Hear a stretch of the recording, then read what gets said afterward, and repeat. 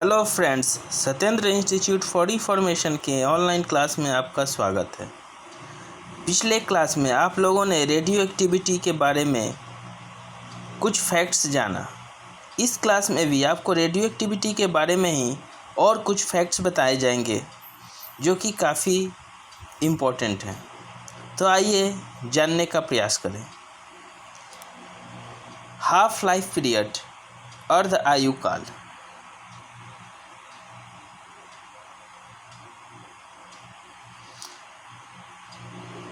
Half life period वह समय अंतराल जिसमें किसी रेडियो एक्टिव तत्व में उपस्थित परमाणुओं की संख्या विखंडित होकर प्रारंभिक संख्या की आधी हो जाती है। अर्थात किसी भी रेडियो एक्टिव तत्व में जितने एटम है वह डिसइंटीग्रेट होकर या टूटकर आधे रह जाते हैं। मतलब अगर किसी रेडियो एक्टिविटी तत्व में 100 एटम थे तो हाफ लाइफ पीरियड के बाद वह 50 एटम हो जाएंगे। उसका जो मात्रा है वह बिल्कुल आधा हो जाएगा। इसी पीरियड को हम लोग हाफ लाइफ पीरियड या अर्ध आयु काल कहते हैं। रेडियो एक्टिव तत्व की अर्धायु काल कुछ सेकंड से लेकर लाखों वर्षों तक हो सकती है।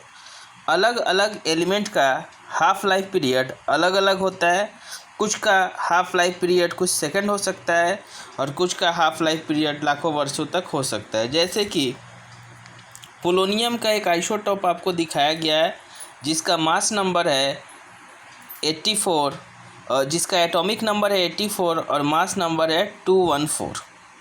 तो पोलोनियम 84 214, पहला वाला जो नंबर 84 है यह आपको एटॉमिक नंबर परमाणु संख्या को बताता है और ये जो दूसरा वाला नंबर है 214 यह मास नंबर परमाणु भार को बताता है।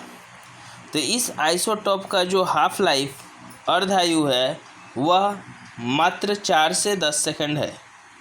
वहीं पर यूरेनियम का जो आयु है या हाफ लाइफ पीरियड है वह 4.5 इंटू 109। अगर इसको हम लोग कैलकुलेट करें तो ये 490.5 के करीब होता है। तो 490 वर्ष के करीब है।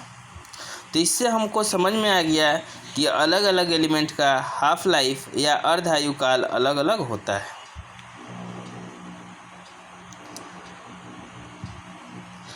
किसी भी रेडियोएक्टिव एलिमेंट का हाफ लाइफ या अर्धायु काल को हम लोग कभी बदल नहीं सकते हैं। इसे बदला नहीं जा सकता है। चाहे कोई भी परिवर्तन करें, इसका हाफ लाइफ पीरियड हमेशा फिक्स होता है, बदलता नहीं है। और यह जो है उसके द्रव्यमान पर निर्भर नहीं करता है। ऐसा नहीं है कि अगर हम 50 ग्राम लिए तो हाफ लाइफ पीरियड कम होगा और 50 केजी लिए तो हाफ लाइफ पीरियड अधिक होगा। ऐसा नहीं होता है। अब कितना भी ग्राम लीजिए उसको आधे टूटने में उतना ही समय लगेगा। थोड़ा सा और इसको इजी वे में समझने का कोशिश करें। मान लीजिए आपके पास 1 टन यूरेनियम है तो 1 टन यूरेनियम को आधा होने में जितना समय लगेगा 1 ग्राम यूरेनियम को भी आधा होने में उतना ही समय लगेगा। ठीक है, क्योंकि हाफ लाइफ पीरियड का मतलब हुआ कि एट प्रेजेंट जितने एटम हैं हाफ लाइफ पीरियड के बाद ठीक उसके आधे एटम रहेंगे। यहाँ पर द्रव्यमान या मास का कोई इफेक्ट नहीं पड़ता है। हाफ लाइफ पीरियड का एक फॉर्मूला है जिस पर हम लोग ध्यान देते हैं। देखिए यहाँ जो टी हाफ है वह अर्धायु काल हाफ लाइफ पीरियड को दर्शाता है और एक विखंडन स्थिरांक डिसइंटीग्रेशन कांस्टेंट होता है जिसको हम लोग लेम्डा से डिनोट करते हैं। तो मेरा जो half life period T half है वह होता है 0.693 बाई लेम्डा के बराबर होता है। एवरेज लाइफ जो होता है वह विखंडन स्थिरांक का व्युत्क्रम होता है। मतलब जो इंटीग्रेशन कांस्टेंट है, जो लेम्डा है, ठीक उसका उल्टा। व्युत्क्रम मतलब उसका उल्टा होता है। तो हम लोग एवरेज लाइफ को 1/लेम्डा लिख सकते हैं। तो मेरा जो एवरेज लाइफ होता है वो क्या होता है, 1/लेम्डा। और हम लोग थोड़ा सा इसको और डिटेल में समझते हैं।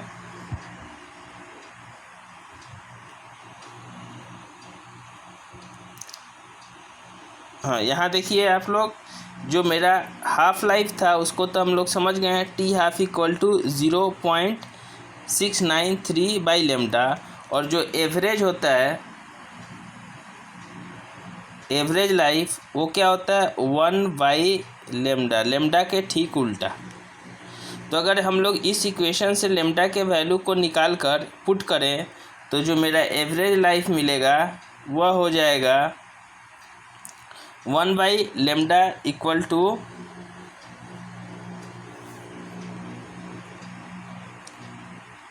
T12/0.693। तो इसीलिए यहाँ पर देखिए आपको दिखाया गया है कि जो मेरा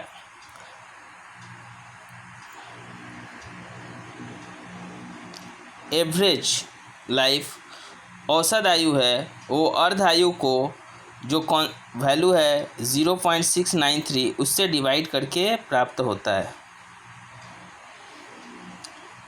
यूनिट ऑफ रेडियो एक्टिविटी की इकाई क्या है, इसे समझें। हम लोग जानते हैं कि रेडियो एक्टिविटी का खोज हेनरी बेकरेल ने किया था, लेकिन इसको जो है सटीक एक्सप्लेन या इसका डिटेल स्टडी मैडम क्यूरी ने की थी, और उन्हीं के नाम पर इसका इकाई जो है क्यूरी रखा गया। एक क्यूरी बराबर 3.70 × 1010 विखंडन प्रति सेकंड। कहने का तात्पर्य है कि यदि प्रति सेकंड में 3.70 × 1010 एटम डिसइंटीग्रेट होते हैं, यह डिसइंटीग्रेशन पर सेकंड होना चाहिए। तो अगर इस रेट से पर सेकंड डिसइंटीग्रेशन होता है तो इसे 1 क्यूरी कहते हैं। ठीक है।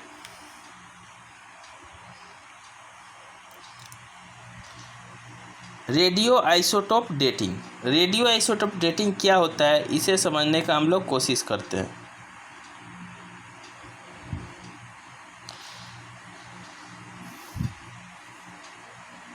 देखिए, रेडियो आइसोटोप के मदद से किसी पत्थर, जैव अवशेष के आयु निर्धारण को रेडियो आइसोटोप डेटिंग कहते हैं। हर पदार्थ में कुछ न कुछ रेडियो सक्रिय या रेडियो एक्टिव आइसोटोप पाए जाते हैं। उन आइसोटोप्स का पता लगाकर उनके मदद से उनके हाफ लाइफ पीरियड का मदद लिया जाता है, क्योंकि हम लोग जानते हैं कि हाफ लाइफ पीरियड कभी बदलता नहीं है। तो इन तत्वों के इन आइसोटोप्स के माध्यम से हम किसी पत्थर या जैव अवशेष का आयु या एज को डिटरमाइन कर सकते हैं। इसे ही रेडियो आइसोटोप डेटिंग के नाम से जाना जाता है। रेडियो आइसोटोप डेटिंग कई प्रकार के होते हैं और अलग अलग डेटिंग का उपयोग अलग अलग स्थान पर किया जाता है। तो जो पहला आ गया वो है कार्बन डेटिंग। इसे रेडियो कार्बन डेटिंग भी कहते हैं। इसका उपयोग जैव अवशेष, ऑर्गेनिक मटेरियल में किया जाता है, जो जीव जंतुओं से प्राप्त होता है या जीव जंतु के शरीर से प्राप्त होता है, उनका एज निर्धारण करने के लिए किया जाता है। जैसे कि जीवाश्म, मृत पेड़ पौधे आदि के आयु का आकलन रेडियो कार्बन डेटिंग से किया जाता है। इस प्रोसेस में हम लोग कार्बन के दो आइसोटोप हैं, एक है C12 मतलब जिसका मास नंबर 12 होता है, और एक होता है C14 जिसका मास नंबर 14 होता है। इन दोनों का रेशियो से हम लोग एज को डिटरमाइन करते हैं। यहाँ पर जो C14 होता है वह रेडियो एक्टिव है, तो मेरा ये C14 होता है, नेचर में रेडियो एक्टिव होता है। तो हम लोग अगर C14 और C12 का रेशियो जान जाएं तो इसके माध्यम से हम लोग किसी भी जैविक अवशेष, जीवाश्म, मृत पेड़ पौधा आदि का हम लोग एज डिटरमाइन कर सकते हैं। लेकिन अजैविक पदार्थ अर्थात वे पदार्थ जो किसी जीव जंतु के शरीर से प्राप्त नहीं होते हैं, जिनमें किसी भी प्रकार का जीवन नहीं है, जैसे पत्थर, चट्टान, मूर्ति इत्यादि, इनमें हम लोग कार्बन डेटिंग का प्रयोग नहीं कर सकते हैं, क्योंकि इसमें कार्बन होगा ऐसा कोई ज़रूरी नहीं है। तो इस केस में हम लोग जो सेकंड प्रोसेस है उसका उपयोग करते हैं, उसका नाम है यूरेनियम डेटिंग। तो सेकंड क्या हो गया? Uranium dating. तो यहाँ पर हम लोग यूरेनियम डेटिंग का हेल्प लेते हैं। यूरेनियम डेटिंग निर्जीव वस्तुओं में उपयोग किया जाता है।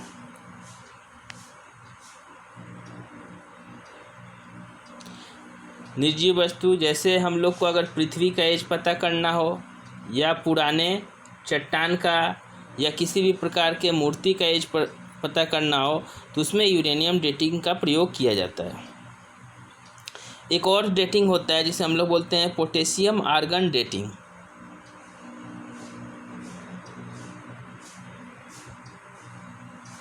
पोटेशियम आर्गन डेटिंग, इसका उपयोग अधिक पुरानी चट्टानों के आयु निर्धारण या काल निर्धारण में किया जाता है। तो ये कहाँ यूज होता है? सिर्फ पुरानी नहीं, बहुत अधिक पुरानी चट्टान। अब आइए रेडियो एक्टिव आइसोटोप्स का प्रैक्टिकल यूज़ क्या है या इनका एप्लीकेशन क्या है, इसे जानने का प्रयास किया जाए।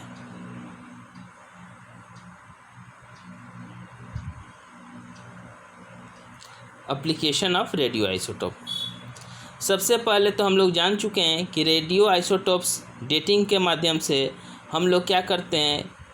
एज डिटरमाइन करते हैं, काल निर्धारण करते हैं, चाहे वो कोई जैविक हो या कोई पत्थर हो या पृथ्वी हो, इन सब का हम लोग एज डिटरमाइन करते हैं। तो फर्स्ट जो इसका यूज हो गया, एज डिटरमाइन करने में इसका उपयोग किया जाता है।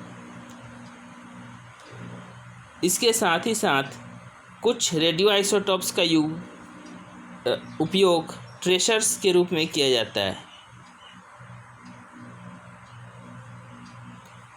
ये ट्रेसर्स क्या होते हैं? ये ट्रेसर्स मानव शरीर में ट्यूमर का पता लगाते हैं।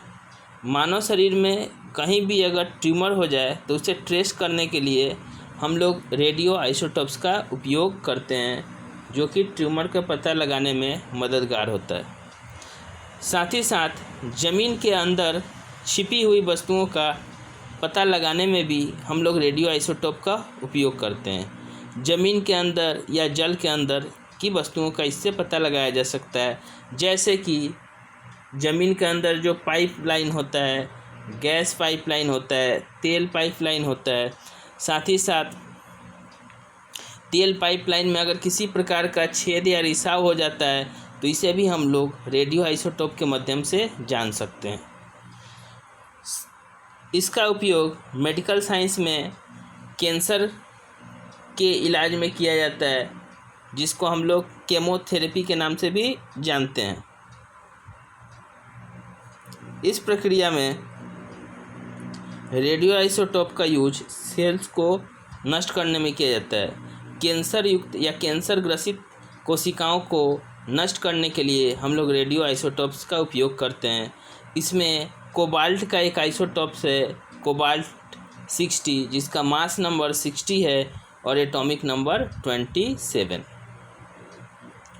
Nuclear energy,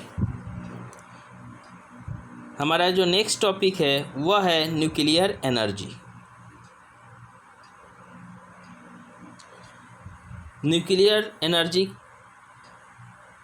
radio active element के न्यूक्लियस के डिसइंटीग्रेट होने से या किसी भी प्रकार के रेडियो एक्टिव रिएक्शन के फलस्वरूप हमें बहुत ही विशाल मात्रा में ऊर्जा की प्राप्ति होती है। इसे ही नाभिकीय ऊर्जा या न्यूक्लियर एनर्जी कहते हैं।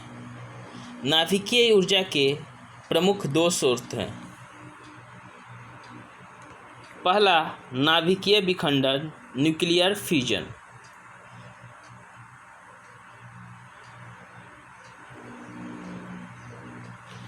इस प्रक्रिया में एक भारी नाभिक या एक भारी न्यूक्लियस विखंडित होकर टूटकर दो हल्के न्यूक्लियस में परिवर्तित हो जाता है और इसके साथ ही साथ ऊर्जा की विशाल राशि विमुक्त होती है। अर्थात इस प्रक्रिया में एक हेवी एलिमेंट का न्यूक्लियस टूटता है। इसके टूटने से कुछ मास का लॉस होता है और यह मास आइंस्टीन के सिद्धांत के अनुसार ऊर्जा में परिवर्तित हो जाता है। इसका स्टडी 1939 ईस्वी में जर्मन वैज्ञानिक ऑर्थन स्ट्रेसमैन ने किया। ये दोनों जर्मन वैज्ञानिक थे जिन्होंने न्यूक्लियर फ्यूजन का सर्वप्रथम स्टडी किया। इन्होंने पाया कि यूरेनियम का जो एक आइसोटोप है 235, इसे न्यूट्रॉन से ट्रिगर करने पर, मतलब यूरेनियम के न्यूक्लियस को हम लोग न्यूट्रॉन से दागते हैं, जिससे यह क्या होता है, टूट जाता है। टूटकर बेरियम और क्रिप्टन बनाता है और साथ ही साथ 3 न्यूट्रॉन निर्गत होते हैं। इस टूटने के फलस्वरूप कुछ मास का क्षय हो जा रहा है और वही मास ऊर्जा में परिवर्तित होती है। हम लोग पहले ही जान चुके हैं कि जब भी कोई न्यूक्लियस टूटता है तो उससे कुछ मास का लॉस होता है और law of conservation of mass and law of conservation of energy के अनुसार मास डिस्ट्रॉय नहीं हो सकता है और एनर्जी भी डिस्ट्रॉय नहीं हो सकता है। तो ये मास क्या करता है, आइंस्टीन के फॉर्मूला E=mc² के अनुसार एनर्जी में बदल जाता है। यहाँ पर E एनर्जी को बताता है, m मास को बताता है और c स्पीड ऑफ लाइट को बताता है। तो हम एक छोटा सा मास लेते हैं तो उससे काफ़ी ज़्यादा एनर्जी निकल रहा है, क्योंकि यहाँ जो मास है लाइट के स्पीड के स्क्वायर से मल्टीप्लाई हो जा रहा है। ठीक है, E=mc²। ये देखिए पावर 2 है, यहाँ जो 2 है वो पावर में है।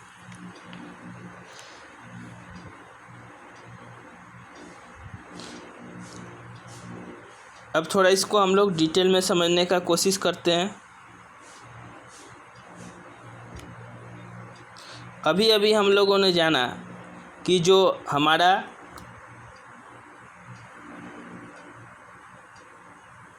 न्यूक्लियर फिशन नाभिकीय विखंडन का प्रक्रिया है, उसमें यूरेनियम का न्यूक्लियस को नाइट्रोजन से दागा जाता है या ट्रिगर किया जाता है, जिसके फलस्वरूप वो बेरिलियम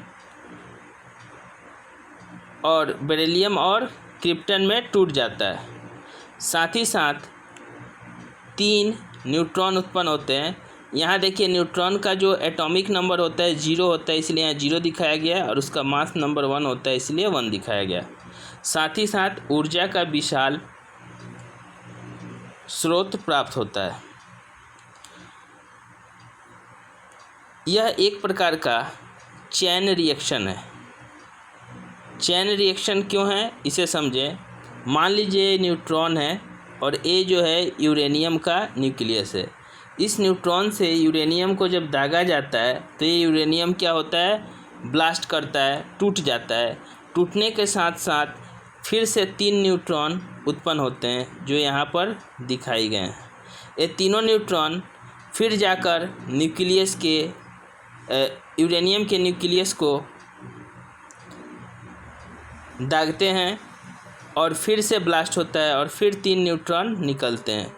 इस प्रकार से एक कड़ी चेन का निर्माण होता है और एक विशाल ऊर्जा उत्पन्न होती है। यही थ्योरी हम लोग न्यूक्लियर या एटम बॉम्ब में यूज करते हैं। तो अगर आपसे पूछा जाए कि एटम बॉम्ब किस सिद्धांत पर काम करता है, तो उसका जो सिद्धांत है वो न्यूक्लियर फिजन है, नाभिकीय विखंडन है। न्यूक्लियर फिजन में जो चेन रिएक्शन होता है, चेन प्रोसेस होता है, वही एटम बॉम्ब में यूज किया जाता है। साथ ही साथ न्यूक्लियर एनर्जी को जनरेट करने के लिए न्यूक्लियर रिएक्टर में भी इसी फिजन रिएक्शन का प्रयोग किया जाता है। हम लोगों ने आजकल प्राय सुनने में आ रहा है कि अब न्यूक्लियर एनर्जी का यूज किया जा रहा है। यह एक आधुनिक ऊर्जा का स्रोत है। तो न्यूक्लियर एनर्जी कहाँ उत्पन्न किया जाता है? तो इसको उत्पन्न करने के लिए एक प्लांट होता है। जिस तरह से इलेक्ट्रिक एनर्जी इलेक्ट्रिक प्लांट में उत्पन्न होता है, उसी तरह से न्यूक्लियर एनर्जी भी न्यूक्लियर प्लांट में उत्पन्न होता है और उस न्यूक्लियर प्लांट को हम लोग न्यूक्लियर रिएक्टर कहते हैं। तो इस न्यूक्लियर रिएक्टर में जो एटॉमिक क्रिया होती है वह न्यूक्लियर फिजन है। तो एटम बॉम्ब में भी न्यूक्लियर फिजन का यूज किया जाता है और न्यूक्लियर रिएक्टर में भी न्यूक्लियर फिजन का उपयोग किया जाता है। तो दोनों में अंतर क्या है? एटम बॉम्ब में यह जो चेन रिएक्शन है इसे काफ़ी तेज़ी के साथ कराया जाता है, अर्थात इसे कंट्रोल नहीं किया जाता है। इसीलिए एक बड़ा सा ब्लास्ट होता है, क्योंकि इसका मकसद ही होता है क्षति पहुंचाना।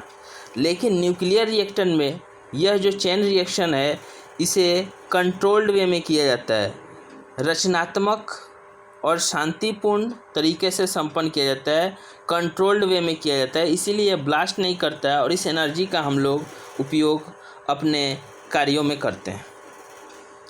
दूसरा जो रिएक्शन है जिसे हम लोग नाभिकीय संलयन या न्यूक्लियर फ्यूजन कहते हैं, यह जो है न्यूक्लियर फ्यूजन के ठीक उल्टा है। इसमें दो हल्के न्यूक्लियस आपस में जुड़कर एक भारी न्यूक्लियस का निर्माण करते हैं और इसके फलस्वरूप ऊर्जा उत्पन्न होती है। जैसे कि यहाँ दिखाया गया है, हाइड्रोजन के 2 आइसोटॉप ड्यूट्रियम और ट्रिटियम। हाइड्रोजन के 2 आइसोटॉप ड्यूट्रियम और ट्रिटियम आपस में जुड़कर हीलियम का एटम बनाते हैं और इसके साथ एक न्यूट्रॉन और विशाल मात्रा में ऊर्जा उत्पन्न होता है।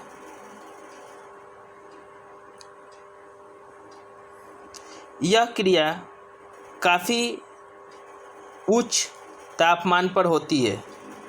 इसे लगभग 10 लाख डिग्री सेल्सियस तापमान की आवश्यकता है। न्यूक्लियर फ्यूजन का जो क्रिया है उसे संपन्न होने के लिए बहुत ही हाई टेम्परेचर चाहिए। यह लगभग 10 लाख होता है और इतना टेम्परेचर पृथ्वी पर कहीं भी उत्पन्न करना मुश्किल है। यह टेम्परेचर एकमात्र सूर्य पर होता है। तो पृथ्वी पर न्यूक्लियर फ्यूजन कैसे संभव है?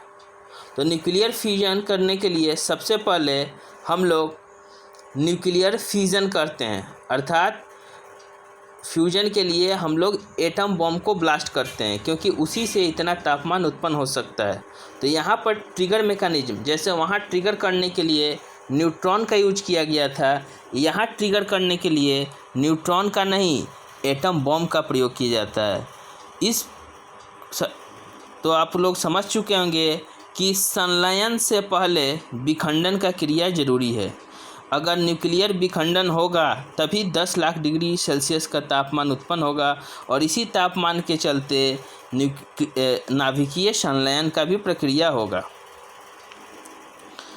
अधिक तापमान लगने के चलते इसे थर्मोन्यूक्लियर रिएक्शन के नाम से भी जाना जाता है।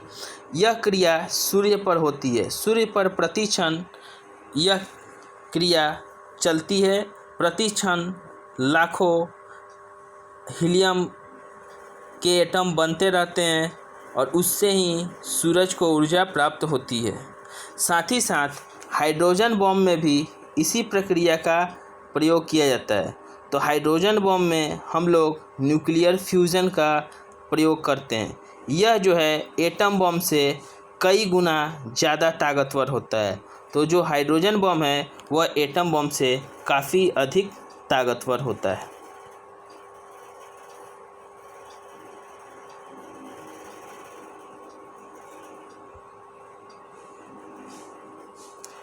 परमाणु रिएक्टर, अभी हम लोग जाना था कि अगर कंट्रोल्ड वे में न्यूक्लियर एनर्जी का उपयोग करना है तो हम लोगों को एक एटॉमिक रिएक्टर चाहिए।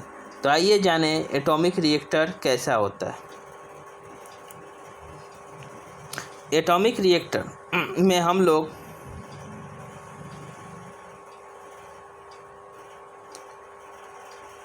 न्यूक्लियर फिजन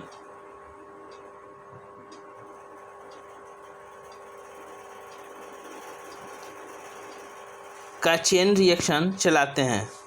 यहाँ पर विखंडन श्रृंखला चलाया जाता है, लेकिन यह नियंत्रित कंट्रोल्ड होता है। अगर यह नियंत्रित नहीं होगा तो यह एटम बम बन जाएगा। इसके किसी भी रिएक्टर के मुख्य 4 भाग होते हैं।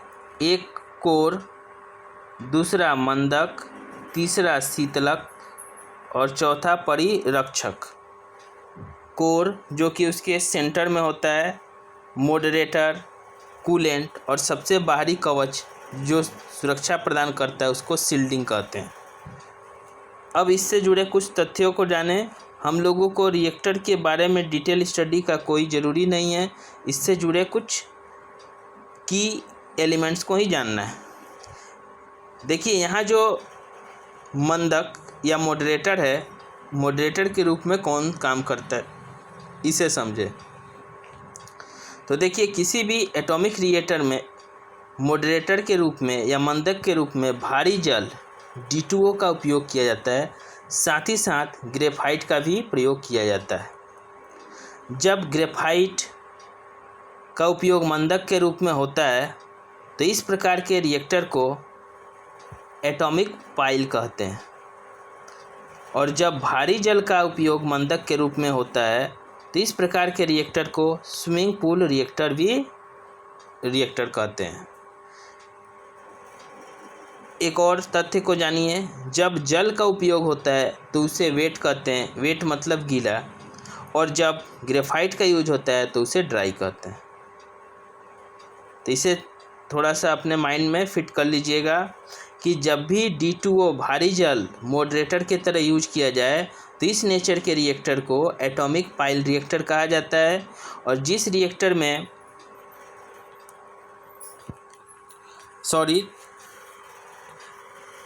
जब ग्रेफाइट का उपयोग मॉडरेटर के रूप में होता है तो इस प्रकार के रिएक्टर को एटॉमिक पाइल रिएक्टर कहते हैं।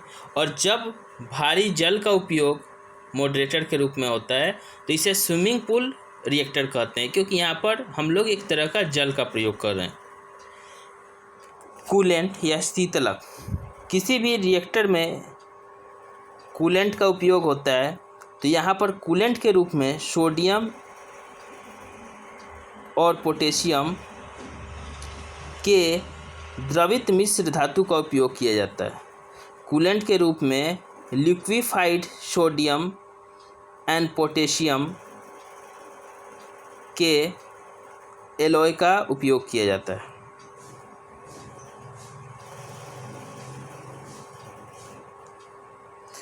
ईंधन के रूप में या फ्यूल के रूप में हम लोग किसका उपयोग करते हैं?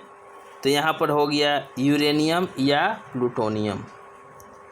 किसी भी एटॉमिक रिएक्टर में जैसे कि हम लोग क्या करते हैं कि अगर कोयला से एनर्जी निकालना है तो ईंधन के रूप में किसका उपयोग करेंगे? कोयला का उपयोग करेंगे। हाइड्रो पावर प्लांट में ईंधन के रूप में वाटर का प्रयोग करेंगे, उसी तरह से न्यूक्लियर रिएक्टर में ईंधन के रूप में, मतलब जिससे ऊर्जा उत्पन्न होगा, उसके रूप में यूरेनियम या प्लूटोनियम का उपयोग किया जाता है। कैडमियम छड़ का उपयोग नियंत्रक छड़ के रूप में होता है। तो यहाँ पर जो है कैडमियम के छड़ का उपयोग किया जाता है। कैडमियम एक धातु है जिसके छड़ का उपयोग नियंत्रक के रूप में, कंट्रोलर के रूप में किया जाता है। विश्व का जो सबसे पहला नाभिकीय रिएक्टर है उसे इटली के वैज्ञानिक ने बनाया था, जिनका नाम था एनरिको फर्मी। एनरिको फर्मी एक इटली के वैज्ञानिक थे।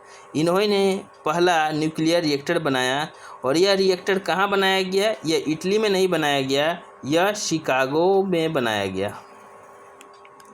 तो ये थे रेडियो एक्टिविटी से जुड़े हुए कुछ तथ्य।